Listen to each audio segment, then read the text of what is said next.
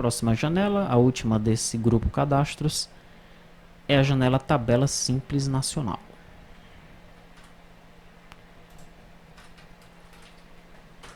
Tabela Simples Nacional, aqui está a nossa janela. É uma janela mestre detalhe, como você está observando aqui. Temos uma vigência inicial, uma vigência final, um anexo, uma tabela e aqui esses dados de detalhes. Vamos ao nosso banco de dados. No banco de dados eu tenho aqui, olha, Simples Nacional Cabeçalho. Para que é que serve? Cabeçalho dos dados das tabelas Simples Nacional. Vigência inicial, vigência final, anexo e tabela. Simples Nacional Detalhe vai armazenar esses dados, né, de cada tabela do cabeçalho aí, tá? Bom, o que é essa tabela do Simples Nacional? Procure agora na internet, né, ponha lá Simples Nacional Tabelas e você vai encontrar algo parecido. Né? Você vai encontrar vários links, várias explicações, né? Mas eu já deixei aqui para você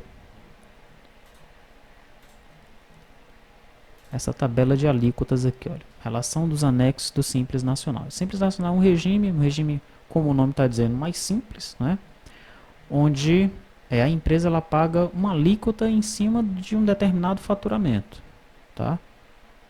Ela paga aquela alíquota e é um imposto só. Tá? E esse imposto depois é dividido lá, né, por quem está recebendo esse valor. Tá? Você vai pagar aí uma guia, né?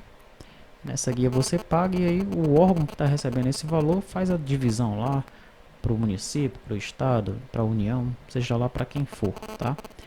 O caso é que fica bem mais simples de fazer o controle, né, pelo Simples Nacional, tá? Então nós temos aqui o anexo 1 desse Simples Nacional, são as alíquotas aí para quem trabalha no comércio, ok? Então aí nós temos a receita bruta, olha, até 180 mil, é 4%. Então se o cara trabalha no comércio, ele está cadastrado como simples e fatura até 180 mil dentro de um ano, dentro dos últimos 12 meses, tá? Não é assim, 2011 eu faturei 180 mil, então eu vou pagar 4%. Não, é nos últimos 12 meses, tá? Então de setembro de 2011 até agosto de 2012, eu faturei 178 mil, eu vou pagar 4%. Desses 4%, 2,75 é CPP e 1,25 é ICMS. PIS/PASEP, COFINS, esses aqui não recebem nada, tá? Já quando o faturamento vai aumentando, a alíquota vai aumentando e o imposto vai sendo dividido aqui, ó. Ok? Então o comércio que fatura aí acima de 3 milhões, até 3 milhões e 600, né? De 3 milhões e 420, 3 milhões e 600. Ele paga 11,61 e aqui está a divisão para cada um dos impostos aí, tá? E aí você tem que observar qual é a esfera, né, que é responsável por cada um desses impostos, porque essa esfera é que vai receber essa porcentagem em cima dessa alíquota aí. Acima de 3 milhões e 600, o comércio não pode ser enquadrado no Simples Nacional, tá? No anexo 2, indústria. No anexo 3, serviço. Serviços e locações de bens móveis. No anexo 4, outros serviços. No anexo 5, será apurada a relação conforme abaixo. Folha de salários incluídos em cargos em 12 meses. E aqui tem as explicações do que é esse anexo 5.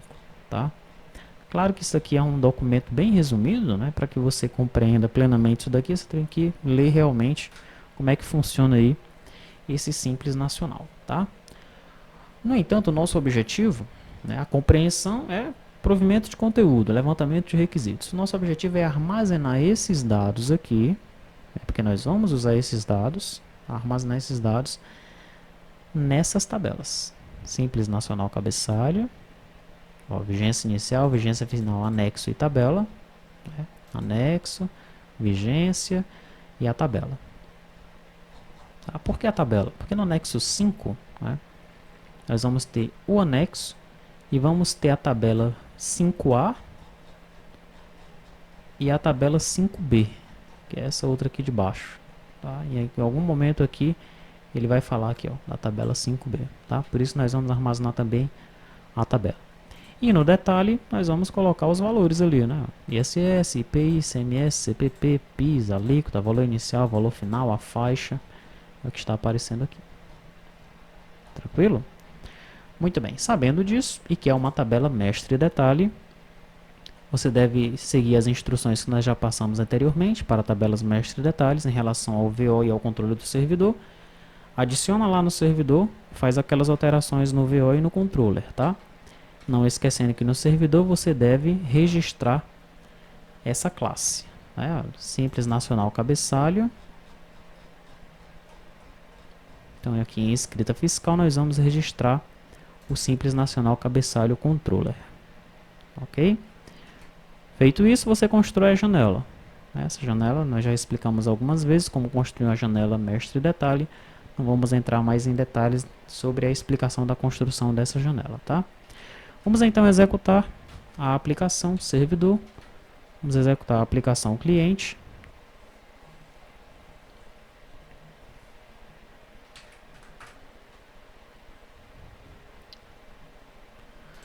Simples nacional, F9.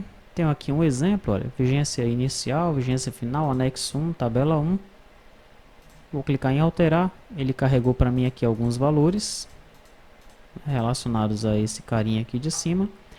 Esses dados, evidentemente, estão aqui. Cabeçalho tem um registro, detalhes tem os dois registros, tá? Muito bem. Vamos analisar os nossos to-dos, né? Antes que eu saia da aplicação, vamos ver se tem algum to-do aqui. Infra, padrão, CRUD, inserir, editar e excluir padrões. Salvar é um padrão mestre detalhe. Controle de grid, grid double click, configurar layout TLC é padrão. Grid para edits também padrão. Carregar os dados do objeto nos edits e na grid interna. Limpar campos padrão. Limpar o cliente dataset, ele limpa os campos, isso está lá em cima, né? Está na classe Py. Depois ele libera os registros desse cliente dataset. Configurar layout tela já foi explicado. E aí eu tenho dois to-dos aqui no final. Como é que eu faço para importar os dados das tabelas disponíveis na internet? Veja aqui esse documento que eu deixei para você. Peguei na internet, a fonte é a Receita Federal do Brasil. Será que lá no site da Receita tem um arquivinho CSV, um arquivinho TXT com esses dados para nós importarmos para a nossa tabela? O que eu estou querendo saber nesse to-do aqui. E o segundo to-do, devemos permitir inclusão ou alteração nessa janela ou apenas a importação do arquivo e por quê? E aí, devemos permitir que o usuário ele altere esses dados? Ou esses dados eles são fixos? Aí nós devemos apenas permitir a importação do arquivo e somente a consulta. Aí o usuário ele pode entrar, pode consultar, mas alterar não, e nem incluir. Como é que nós devemos fazer isso daí? E por quê? Devemos permitir e por quê? Que nós queremos saber nesse último to-do dessa janela.